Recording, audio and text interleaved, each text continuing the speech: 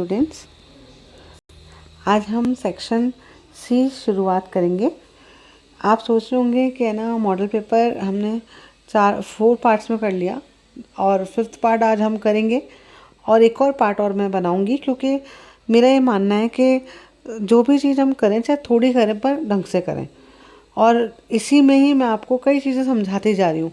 इसलिए वीडियो थोड़ा लंबा भी नहीं हो, लंबा होगा तो आपको बोरियत होगी, इसलिए उसको शॉर्ट एंड स्वीट बनाने की कोशिश की गई है कि आपको कम समय में ज़्यादा से ज़्यादा मैं समझा पाऊँ। इसलिए ये मुहिम चालू करिए। तो आज हम सेक्शन सी करेंगे, जिसमें दीर्घात्मक या long type answer type questions हैं। सबसे पहला क्वेश्चन है, आय के वर्चुअल प्रवाह को रेखाचित्र के माध्यम से स्पष्ट कीजिए। आपने शायद सुना है आय का चक्रीय प्रवाह, और चक्रीय प्रवाह ही बोर्ड में आता है, तो आय का वर्चुअल प्रवाह है। तो इसको याद आप ऐसे कर लीजिए कि सर्कुलर फ्लो ऑफ इनकम जहाँ लिखा आएगा वहाँ आपको आय के वर्चुअल प्रवाह वाला जो रेखा चित्र है वो बनाना पड़ेगा। अब रेखा चित्र कौन सा है? आय का वर्चुअल प्रवाह हमने पढ़ा था हमने समष्टि में पढ़ा है, चैप्टर नंबर 2, जिसमें हम राष्ट्र आय पढ़ते हैं। उसमें आय का चक्रीय प्रवाह में बता रखा है कि 2 क्षेत्र होते हैं हमारी अर्थव्यवस्था में। पहला क्षेत्र है घरेलू क्षेत्र, सी से बताया इसलिए क्योंकि घरेलू क्षेत्र का कार्य होता है उपभोग करना, और दूसरा क्षेत्र है व्यवसायिक क्षेत्र और फर्म, जिसको हम आय से रिप्रेजेंट करते हैं, क्योंकि व्यवसायिक क्षेत्र का कार्य होता है निवेश करना। तो हमने 2 क्षेत्र पढ़े थे अर्थव्यवस्था में, सी प्लस आई। तो एक कौन सा है? घरेलू, और एक होता है फर्म या व्यवसायिक क्षेत्र। अब घरेलू क्षेत्र का कार्य क्या है कि घरेलू क्षेत्र उत्पादन के सभी साधन, जो क्या क्या है उत्पादन के साधन, जिसमें हम लेते हैं भूमि, ठीक है, मजदूरी, पूंजी और उद्यमी, ये सब कौन देता है? उस घरेलू क्षेत्र फर्म या व्यवसायिक क्षेत्र को देता है। ये इन उत्पादन के साधनों का प्रयोग करके उत्पादन करते हैं। उत्पादन किसका करते हैं? वस्तुओं का और सेवाओं का। फिर ये इनको बदले में क्या करते हैं कि ना, जो फर्म है वो उत्पादन के साधनों को, जो जिन्होंने अपना काम दिया, तो उनको उनका पारिश्रमिक देते हैं। और पारिश्रमिक किस रूप में देंगे?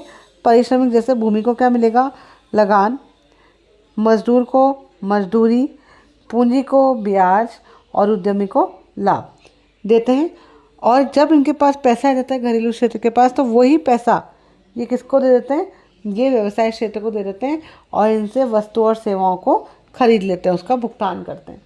तो वही पैसा है और वो 2 क्षेत्रों के बीच में घूम रहा है, एक है घरेलू क्षेत्र और एक है फर्म या व्यवसायिक क्षेत्र। इसी चैप्टर में हमने ये भी पढ़ा है, इसी चैप्टर में हमने पढ़ा है स्टॉक और फ्लो। स्टॉक क्या होता है? जब हम निश्चित बिंदु पर किसी चर को मापते हैं तो वो स्टॉक कहलाता है, और जब किसी चर को हम एक समय अवधि में मापते हैं तो वो क्या बन जाता है? वो प्रवाह बन जाता है। जैसे राष्ट्रीय आय है, वो प्रवाह है। प्रवाह क्यों है? क्योंकि उसे हम 1 अप्रैल से 31 मार्च एक वित्तीय वर्ष की अवधि में मापते हैं, एक समय अवधि है।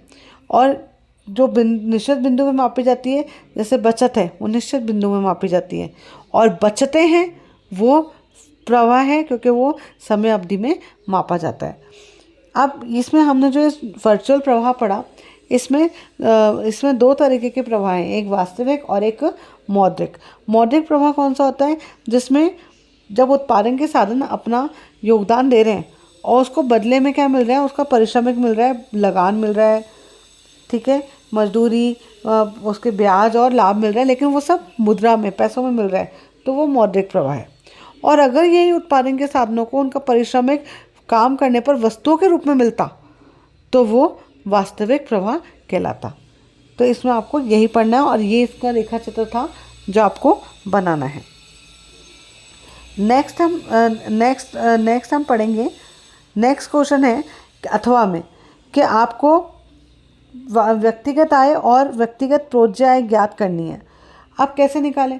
व्यक्तिगत जो आय है इसको ज्ञात करना है आपको, उसके लिए हम फॉर्मूला यूज़ करेंगे। तो ये हमारा पहले दे रखा है एनडीपी। एनडीपी को अगर आप इसमें प्लस कर दोगे विदेशी आय को, तो क्या बन जाएगा? एनएनपी एफसी बन जाएगा। वही हमें चाहिए, ठीक है, एनएनपी बन जाएगा। अब एनएनपी बन गया, राष्ट्रीय आय में से ही आपको सारे जो चीज़ें हैं वो सब माइनस करनी है। तो आपको क्या मिल जाएगी, व्यक्तिगत आय। तो अगर हम इन दोनों को प्लस करेंगे तो ये कितना हो जाएगा, 8,200। अब ये 8,200 हो जाएगा। उसके बाद हम आगे चलेंगे तो आगे ये अवितरित आय, अवितरित आय मतलब अनडिस्ट्रीब्यूटेड वो इनकम है, ये माइनस होगी हमेशा। निगम कर, कर हम देते हैं इसलिए माइनस हो जाएगा। पारिवारिक द्वारा प्राप्त ब्याज, तो ब्याज जो हमें प्राप्त हो रहा है ये प्लस हो जाएगा। क्यों? क्योंकि हमें प्राप्त हो रहा है, ये हमारी आय है। ठीक है। उसके बाद एक मिनट, उसके बाद नेक्स्ट देखिए, नेक्स्ट क्या है, पारिवारिक द्वारा भुगतान किया गया ब्याज। अब पैसे हम देंगे तो इसको हम बाद में इंक्लूड करेंगे, इसको इसमें इंक्लूड नहीं करेंगे। आंतरिक आय मतलब आपको ट्रांसफ़र पेमेंट, स्कॉलरशिप मिल रही है और आपको है ना क्या कहते हैं, वृद्धावस्था पेंशन मिल रही है, तो ये प्लस होगा इसमें। और व्यक्तिगत कर, कर हम पे लगा तो हमारे पैसे चले गए, तो ये माइनस होगा। ये सब हम करेंगे तो हमारा आंसर क्या आएगा, 8,500 आएगा। ये हमारा आंसर आएगा 8,500। अब हमें क्या निकालनी है, ये हमारे क्या है, ये हमारी व्यक्तिगत आय है। देखिए मैं दोबारा बता देती हूँ, व्यक्तिगत आय निकालने का फॉर्मूला क्या है कि NNP में से हमें बाकी सब चीज़ें माइनस करनी है। सिर्फ भुगतान जो लिखा है ना, अंतरण आय, ये प्लस होगा। और जो हमें पैसे मिल रहे हैं कहीं से, तो वो प्लस होंगे, बाकी सब क्या होगा, माइनस होगा। अब हमें क्या निकालना है, व्यक्तिगत आय निकालनी है। तो व्यक्तिगत आय हमें हमारी सिर्फ राष्ट्रीय आय में से निकलेगी। जो हमें पहला पॉइंट दे रखा है कारक लागत पर, मतलब NNP-FC दे रखा है हमें, NDP-FC दे रखा है, सॉरी। तो घरेलू आय दे रखी, घरेलू को हमें राष्ट्र बनाना है, तो घरेलू से हम राष्ट्र पे जाएंगे तो हम क्या करते हैं, विदेशी आय जो होती है निव्वल आय, उसको हम जोड़ देते हैं। तो हम जोड़ेंगे तो 8,200 आएंगे। देखिए ऊपर 8,000 है, फिर 200 है। फिर क्या करेंगे, अवितरित आय को माइनस कर देंगे, कर लगा हम का माइनस कर देंगे। हमें जो परिवार को ब्याज मिला है, मिलना मतलब प्लस, तो ये प्लस हो जाएगा। भुगतान हम जो कर रहे हैं उसको भी हटा दो, क्योंकि हमें वो व्यक्तिगत प्रोज्य आय निकालनी है। अगर हमें व्यक्तिगत प्रोज्य आय नहीं निकालनी होती तो हम इसी में इसको माइनस कर देते, लेकिन अभी क्वेश्चन में दे रखा है व्यक्तिगत आय के साथ साथ व्यक्तिगत प्रोज्य आय भी ज्ञात करनी है। तो व्यक्तिगत आय में अभी हम इसको जोड़ेंगे ना, तो जोड़ेंगे नहीं, घटाएंगे, इसको छोड़ देंगे।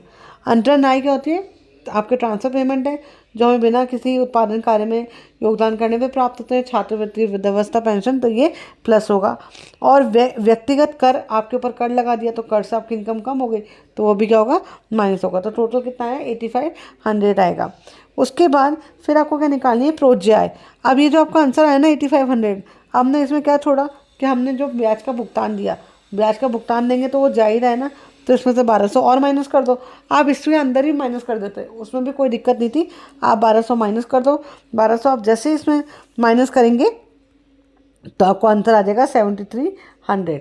73 इसका आंसर, 7,300 इसका आंसर होगा। तो जो व्यक्तिगत आय है वो है 8,500 और जो व्यक्तिगत प्रोज्य आय है वो है 7,300। आपको बस ये ध्यान रखना है कि हमें NNP में से निकालना है, NDP में से नहीं निकालना। NDP से NNP में कैसे आएंगे, राष्ट्रीय आय में मैंने वीडियो डाल रखा है, आप आराम से वीडियो देख सकते हैं राष्ट्रीय आय का। और आपको कहीं भी दिक्कत आए तो कमेंट बॉक्स में भेज दीजिए, मैं आपको और इजी तरीके से पढ़ाने की कोशिश करूँगी। अब आगे चलते हैं। नेक्स्ट क्वेश्चन है, केंद्रीय बैंक के रूप में भारतीय बैंक के किन्हीं 3 कार्यों का वर्णन कीजिए। देखिए केंद्रीय बैंक भारतीय हो या कोई बैंक हो, सब एक जैसा कार्य करती हैं। सबसे पहले केंद्रीय बैंक क्या होती है, सबसे पहले परिभाषा लिखेंगे। डेफिनेशन लिखना ज़रूरी है कि केंद्रीय बैंक एक शीर्ष बैंक है जिसका कार्य नोटों का निगमन करना, सरकार का बैंक और बैंकों का बैंक होता है। और इसका जो उद्देश्य है वो क्या है, मौद्रिक और बैंकिंग प्रणाली को सुचारू रूप से चलाना है। ठीक है। उसके बाद हम इसके कार्यों का वर्णन करेंगे। तो पहला कार्य है नोटों का निगमन, जो न्यूनतम कोष प्रणाली के द्वारा करती हैं, जिसमें 85 करोड़ तो सोना है और 115 करोड़ की प्रतिभूतियाँ होती हैं। दूसरा है सरकार का बैंक, सरकार के जितने भी कार्य हैं, जिसकी उनकी परिसंपत्तियों को बेचना, खरीदना, जो बाहर जितनी भी कॉन्फ्रेंसेस होती हैं उन सब में भाग लेना, और जितने ही वित्तीय फैसले हैं सरकार की तरफ से केंद्रीय बैंक करती है। बैंकों का बैंक, बैंकों को कभी भी कोई दिक्कत, कोई परेशानी होती है या उनको सुचारू रूप से जो रूल्स रेगुलेशन है उनका निर्माण जो है वो केंद्रीय बैंक के द्वारा किया जाता है। अंतर्राष्ट्रीय मुद्रा कोष की क्या होती है, संरक्षक होती है कि अंतर्राष्ट्रीय मुद्रा का जो भंडार है हमारे पास, उसका कोई व्यय नहीं करे, इलीगल तरीके से कोई स्मगलिंग नहीं हो, इसलिए उसका ध्यान भी कौन रखती है? अंतर्राष्ट्रीय मुद्रा कोष के भंडार के संरक्षक के रूप में कार्य करती है कि आयात निर्यात सही तरीके से चले, भुगतान असंतुलन ना हो। ठीक है, उसके बाद इसका नेक्स्ट कार्य क्या होता है कि ये साख का नियंत्रण करती है। कभी भी साख अगर बढ़ रहा है, उससे महंगाई हो रही है, उसको महंगाई को रोकने के लिए ये साख का नियंत्रण करती है। अब आपने दो शब्द सुने होंगे, साख और ऋण, दोनों एक नहीं होते, अलग अलग होते हैं। ऋण क्या होता है? ऋण बढ़ता जाता है, ठीक है, जिससे हमें कोई भी उत्पादन नहीं कर रहे और पैसों से पैसा जनरेट नहीं कर रहे। लेकिन जो साख होता है वो आगे कार्य में लिया जाता है, उससे पैसा जनरेट होता है, उससे लाभ होता है। जैसे एक किसान है, उसने या कोई भी ले लिया, एक व्यक्ति है, उसने लोन लिया और लोन लेकर अपनी बेटी की शादी कर दी। शादी कर दी फिर उसके बाद वापस लोन ले लिया क्योंकि उसके पैसे कम हो पड़ गए। अब वो लोन पे लोन भर रहा है तो वो ऋण है। लेकिन वही व्यक्ति अगर पैसा लेता है और उसको उसने फैक्ट्री डाल दी और फैक्ट्री डाल के उत्पादन किया, उत्पादन करके लाभ कमाया और फैक्ट्रियाँ खरीद ली और अपना पुराना कर्जा भी चुका दिया, तो वो साख है। मतलब जब उत्पादन कार्य में काम में लिया जाए वो साख बन जाता है। अगर उत्पादन के लिए ना लेकर उसको हम लोन को बढ़ाते जाते हैं तो वो ऋण बन जाता है। ये हुए केंद्रीय बैंक के कार्य। जो मैंने आपको विचार बताया वो मुख्य कार्य हैं जो आपको लिखने ही चाहिए। तो सबसे पहले परिभाषा लिखिए, उसके बाद प्रेजेंटेशन में फ्लो चार्ट बनाइए और फिर उन चार का मैक्सिमम 4 कार्य तो आपको याद होनी चाहिए, उनकी व्याख्या याद होनी चाहिए। नेक्स्ट क्वेश्चन है, मुद्रा के किन्हीं 3 कार्यों का वर्णन कीजिए। तो मुद्रा क्या होती है? मुद्रा जिसका कार्य करता है जिसका कार्य होता है विनिमय का मापन होती है, ठीक है, मूल्य का मापन होती है, विनिमय का आधार होती है और जिसे कानूनी स्वीकृति प्राप्त होती है उसे हम क्या कहते हैं? मुद्रा कहते हैं। मुद्रा के 3 कार्य, प्राथमिक कार्य, द्वितीयक कार्य और तृतीयक कार्य। प्राथमिक में 2 कार्य आएंगे, विनिमय का आधार और मूल्य का मापन। द्वितीयक में 3 कार्य आते हैं, भावी भुगतान का आधार, संचय का आधार और तीसरा क्रय शक्ति का हस्तांतरण। और तृतीय कारक में आप लिख दीजिए उपभोक्ता की संतुष्टि का आधार, उत्पादक की संतुष्टि का आधार, राष्ट्रीय आय का वितरण, साख का आधार, तरलता का आधार। बहुत सारे हैं, आप उसमें लिख सकते हैं। ठीक है, मेन पॉइंट्स अगर आपको पूछे गए 3 कार्य, तो 3 कार्य आप बताइए। प्राथमिक में 2, विनिमय का आधार और मूल्य का मापन, और द्वितीयक में 3, भावी भुगतान का आधार, संचय का आधार और तीसरा क्रय शक्ति का हस्तांतरण। नेक्स्ट क्वेश्चन है क्वेश्चन नंबर 16, अंदिमान वक्र की किन्हीं 3 विशेषताओं को रेखा चित्र की सहायता से समझाइए। तो अंदिमान वक्र, जिसे हम तटस्था वक्र भी कहते हैं, जिसे हम उदासीन वक्र भी कहते हैं और उसको इंग्लिश में इंडिफरेंस कर्व कहते हैं। एक नाम याद कर लीजिए, बाकी नाम याद करने की ज़रूरत नहीं पड़ती है। तो 3 विशेषता क्या है? पहले तटस्था वक्र होता क्या है? सबसे पहले याद करने का तरीका, कितनी वस्तुएं? 2 वस्तुओं को दर्शाता है, जिसे उपभोक्ता अपनी दी गई आय और वस्तुओं की दी गई कीमत पर खरीदने के लिए खरीदता है और खरीद कर क्या पाता है? समान संतुष्टि प्राप्त करता है और दोनों वस्तुओं के बीच में क्या रहता है? तटस्थ रहता है। ठीक है, आपको एक तो वर्ड समान लिखना ज़रूरी है और 2 वस्तुओं के बीच में क्या रहना ज़रूरी है? तटस्थ लिखना ज़रूरी है, तभी आपकी डेफिनेशन पूर्ण रूप से बनेगी।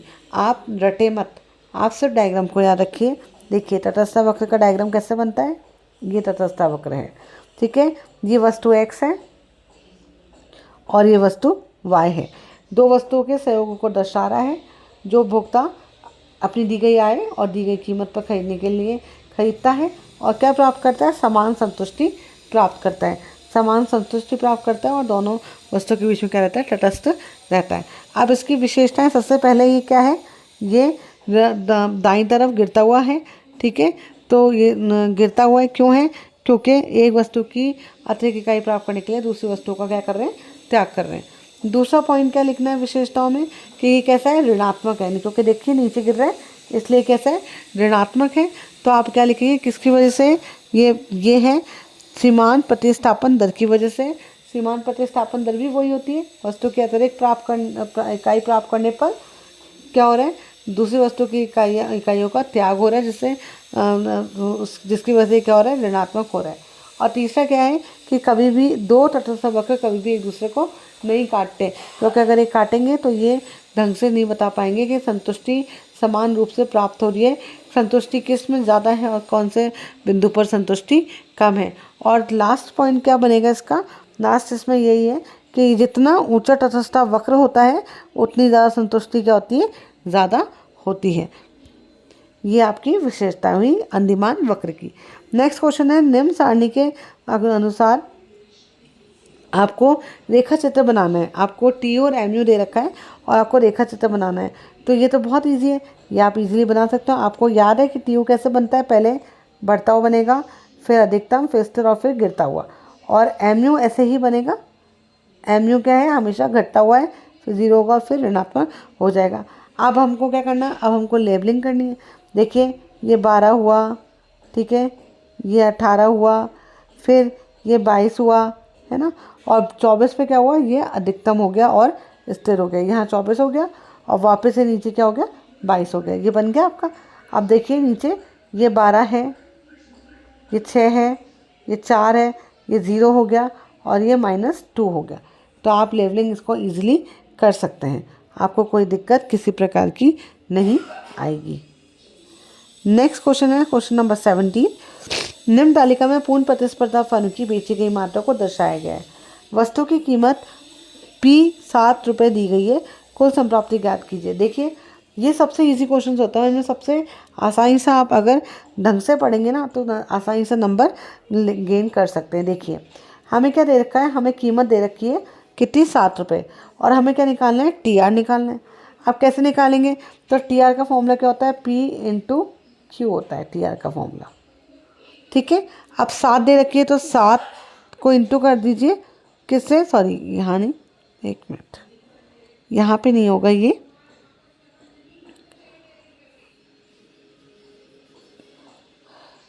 एक मिनट, हाँ। अब देखिए, अब आप देखिए इसको आप 7 से इंटू कर दीजिए। P कितना है, 7 है, P × Q है, P × Q है ना। P कितना दे रखा है, 7 दे रखा है आपको, और Q कितना है, अब ये Q है, अब इसको 7 से क्या कर दो, सबको इंटू कर दो, है ना। अब 7 × 10 70, 7 140, 7 3 210, 7 4 28 280 और 7 5 380, ठीक है। तो इसका आंसर है 70, 140, 210, 280 और 350, ये इनका आंसर आ जाएगा। तो ये आपने क्या निकाला, TR निकाल दी। अगर हमें ऐसे ही क्या निकालनी है, AR निकालनी है, तो AR कैसे निकालेंगे, AR का फॉर्मूला क्या है, AR का फॉर्मूला है TR/Q। ये जो आपने TR निकाली है इसमें Q का भाग दे दो, तो 7 का भाग 10 में दोगे तो कितना आएगा, 7। फिर 20 का भाग 14 में दोगे तो कितना आएगा, 7, ठीक है। 70 हो गया, 70 है, 10 का, एक मिनट, 7 आएगा सबका भाग, है ना। क्योंकि आपने क्या करा है, 4 के टेबल में 80 का 280 कब आएगा, 4 7 जा, तो इसका आंसर, सबका आंसर क्या आएगा, 7 आएगा, ठीक है। तो इसका मतलब AR भी कितना आया, सब में 7 7। कैसे निकाला, TR का में किसका भाग दे दिया, Q का भाग दे दिया। अब अगर सपोज करिए आपको ऐसे ही आपको MR निकालना है, MR। अब MR का फॉर्मूला क्या होता है, ΔTR/ΔQ। और कैसे निकालेंगे, ये जो पहले जो दे रखी ना 70, तो एक नीचे से अपन माइनस करते जाएंगे। तो पहला वाला तो आपका क्या होगा, 70 में से यहाँ पे तो ये खाली हो गया, 140 में 70 गए, 70, ठीक है, सॉरी 140 में से 70 गए, 70 गए तो कितना बचा, 7। उसके बाद वापस यहाँ क्या हो गया, 7, यहाँ पे भी क्या हो गया, 7। तो इसके AR और MR दोनों क्या हो गई, बराबर हो गई, मतलब कितनी हो गई, 7 हो गई। क्यों, क्योंकि हमने क्वेश्चन में पढ़ा था कि क्वेश्चन में लिखा था कौन सा बाज़ार है, क्वेश्चन में लिखा हुआ है पूर्ण प्रतिस्पर्धा बाज़ार है, और पूर्ण प्रतिस्पर्धा बाज़ार में AR और TR दोनों क्या होती हैं, बराबर होती हैं। तो इसका ये दोनों कितने के बराबर हो गई, 7 के बराबर हो गई, ठीक है। तो आपको TR निकालना ही बताया था, लेकिन मैंने आपको बाकी चीज़ें से सिखा दी क्योंकि ये बहुत आपके काम आएगी और सबसे ज़्यादा स्कोरिंग है इसमें। तो आपके पूरी टेबल बनाने के लिए आई है, लेकिन लास्ट जो आप पेपर्स देखेंगे उसमें आपको एक एक पॉइंट ही एक फिल इन द ब्लैंक्स ही फिल करना है, बाकी टेबल निकली हुई है। तो ये आप इजीली निकाल सकते हैं। आप फॉर्मूला याद कर लीजिए, फॉर्मूला याद करने का बहुत इजी ट्रिक है, एक का भी फॉर्मूला याद कर लेंगे बाकी सबके भी फॉर्मूले अच्छे से याद हो जाएंगे। फॉर्मूला याद करने से फ़ायदा ये है कि आप उसी फॉर्मूले से डेफिनेशन भी बना लेंगे और उसी फॉर्मूले से आप न्यूमेरिकल्स भी सॉल्व कर लेंगे। तो सॉल्व करने की आदत डालिए और अब आगे बढ़ते हैं। ये एक रह गया अपना, इसका आंसर क्या होगा 60 × 7, 7 6 420 होगा। ठीक है, इसमें नीचे क्या आएगा 420 आएगा, बाकी सबका आंसर 7 होगा। अथवा में देखिए द फॉलोइंग टेबल, निम्न तालिका में एक प्रतिस्पर्धा फर्म की कुल संप्राप्ति TR दे रखी है और TC दे रखी है। अब हमें लाभ निकालना है। हम एक पॉइंट पढ़कर आते हैं, इसे हम कहते हैं विचलन बिंदु, ब्रेक इवन पॉइंट या फर्म का संतुलन। कैसे? TR माइनस TC, कुल आगम में से, कुल संप्राप्ति में से कुल लागत को माइनस कर दो। माइनस कर दोगे तो आपको क्या प्राप्त होगा? आपको प्रॉफिट प्राप्त होगा। अब प्रॉफिट देखिए, यहाँ पे हम प्रॉफिट निकालेंगे। 0 में से 5 गया, कितना बचा? मतलब आपको मिला तो कुछ भी नहीं, लेकिन आगे 5 रुपये लग गए तो -5 प्रॉफिट नहीं हुआ। 15 में से 7 गया, कितना बचा? 8 बचा। ठीक है, 15 रुपये तो आपको फ़ायदा हुआ। 30 में से 10 गया, कितना बचा? 20 बचा, ये भी फ़ायदा हुआ। 45 में से 12 गया, कितना बचा? 33 बचा, ये भी आपको फ़ायदा हुआ। 60 में से 15 गया तो फिर कितना बचा? 45 बचा, ये भी फ़ायदा हुआ। और 75 में से कितना गया? 23 गया, तो ये आपका कितना बचा? 52 बचा, इसमें भी आपको फ़ायदा हुआ। जब अगर TC, जैसे पहले वाले में TC क्या है? ज़्यादा है। TC अगर ज़्यादा है तो आपको माइनस में आएंगे आंसर, आपको हानि होगी। और जहाँ पे सब में देखिए TR ज़्यादा है और TC कम है, तो इन सब में क्या होगा? आंसर प्लस में है और आपको क्या हुआ है? लाभ हो रहा है। तो इससे आप इजीली लाभ और हानि निकाल सकते हैं, TR माइनस TC। अब सेक्शन D हम नेक्स्ट उसमें करेंगे। उससे पहले हम थोड़ी सी बात कर लेते हैं कि मैंने देखा कि बच्चे थोड़ा सा कंसंट्रेशन डाउन हो रहा है और उसका मेन कारण है, एक तो आपका दिमाग जो है वो कई चीज़ में लगता नहीं है, भटकता रहता है। क्यों? क्योंकि आपके पास मोबाइल है और आपका ध्यान पूरा मोबाइल में रहता है। आपको ये लगता है कि अब किसने मैसेज किया, अब कौन सी रील आई, मेरे दोस्त क्या कर रहे हैं। तो इन सब चीज़ों को थोड़ी देर के लिए आप छोड़ दीजिए। मैं ये नहीं कह रही, मुझे पता है कि आप लोग अब जो जनरेशन है वो मोबाइल के बिना रह नहीं सकती, लेकिन उस मोबाइल का आप जो टाइम है वो कम कर सकते हो। मैं ये नहीं कह रही आप पढ़ो, मोबाइल उठाना उठाओ, मोबाइल से आप वीडियो देख सकते हो, आप अपनी प्रॉब्लम सॉल्व कर सकते हो। अगर थोड़ा सा एंटरटेनमेंट करना है तो थोड़ी सी बीच में आप कुछ भी देखना चाहो वो देख सकते हो, लेकिन इसका मतलब ये नहीं कि आप है ना मोबाइल पे पूरा देखे जा रहे हैं। क्योंकि हम जब रील्स देखने बैठते हैं, आजकल के बच्चे रील्स बहुत देखते हैं, चाहे वो इंस्टा पे हो, चाहे वो फेसबुक पे हो, कहीं भी हो। आप जब रील्स देखने बैठते हो ना, आपको पता नहीं चलता आपके 2 घंटे कहाँ गए। तो वो 2 घंटे यूटिलाइज़ कीजिए, टाइम ख़राब मत कीजिए। बहुत इंपॉर्टेंट टाइम है, इस इम्पॉर्टेंट टाइम को आप यूटिलाइज़ कीजिए। क्योंकि ये जो टाइम होता है ना, ये चला जाता है ना तो फिर वापस नहीं आता। तो आप अभी भी कर सकते हैं, कोई चीज़ बिगड़ी नहीं है और कुछ गया नहीं है आपका, कुछ भी लॉस नहीं हुआ। आप अभी भी कोशिश कर सकते हैं और अच्छे मार्क्स मतलब आप गेन कर सकते हैं। इसी उम्मीद के साथ कि आप मेरी बात को समझेंगे, मानेंगे और सुनेंगे। और अगर वीडियो अच्छा लगे तो लाइक कीजिए, शेयर कीजिए और सब्सक्राइब कीजिए। मेरा उद्देश्य सिर्फ इतना कि जिन बच्चों को दिक्कत आती है इकोनॉमिक्स में, वो उस सब्जेक्ट को और इजी तरीके से पढ़ सकें, हर चीज़ को गेन कर सकें, रटे नहीं और समझकर कार्य करें। इसी के साथ थैंक यू सो मच। आगे भी पढ़िए और अगर कोई सजेशन हो तो प्लीज़ इनवाइटेड है, वो आप बता सकते हैं। कुछ कमी रह गई हो, मैं खुद भी जानती हूँ कुछ कमियाँ होंगी क्योंकि स्क्रीन जो है वो थोड़ा कम है, क्योंकि मैं वीडियो मोबाइल पे बनाती हूँ और ज़्यादा देर तक बोल पाना मेरे लिए मुश्किल है। तो मैं कोशिश यही करती हूँ कि मैं थोड़े से कम टाइम में ज़्यादा से ज़्यादा आपको समझा दूँ और मेरी वजह से कोई बैरियर या कोई दिक्कत नहीं आए। तो इसलिए आगे आप पढ़ते रहिए। Best of luck, thank you so much. फिर मिलते हैं नेक्स्ट वीडियो के साथ।